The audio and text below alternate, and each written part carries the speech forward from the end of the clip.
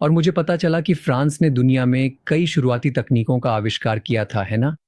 लेकिन आज अगर आप हालात देखें, तो दुनिया की सबसे बड़ी टेक्नोलॉजी कंपनियां या तो अमेरिकी हैं या चीनी। इनमें से कई कंपनियों का नेतृत्व भारतीय मूल के सीईओ कर रहे हैं। आपका क्या विचार है? फ्रांस कहाँ पिछड़ गया?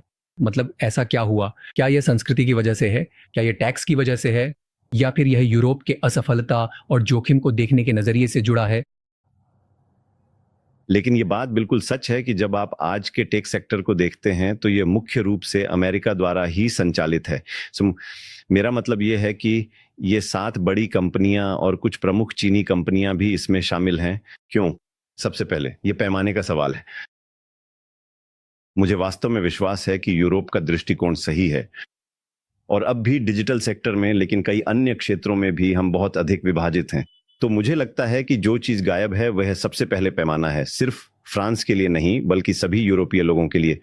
इसीलिए हमें अपने एकल बाजार को अंतिम रूप देना है, उसे मजबूत बनाना है। हमें यह सुनिश्चित करना है कि आपका घरेलू बाजार 450 मिलियन निवासियों का बाजार हो, यानी यूरोप, न कि सिर्फ फ्रांस। दूसरा, पूंजी की बात करें तो अमेरिका में बहुत अधिक पूंजी है। बहुत से लोग गहरी जेब वाले हैं, इसलिए वे बहुत पैसा निवेश करते हैं। और विडंबना यह है कि यूरोप में बहुत अधिक बचत है, अमेरिका से भी कहीं ज्यादा।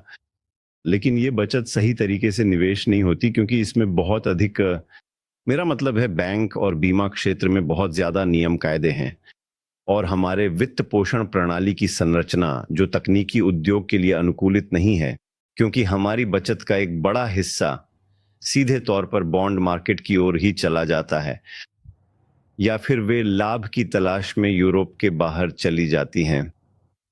और तीसरा बिंदु जिसे आपने उल्लेख किया था, और मैं आपसे पूरी तरह सहमत हूं, शायद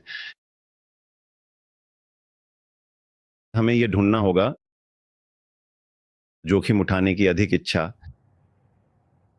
जोखिम उठाने की अधिक इच्छा, हमें और भी ज्यादा जोखिम उठाने वाला होना चाहिए। तो पैमाना, पैसा और जोखिम लेने की मानसिकता,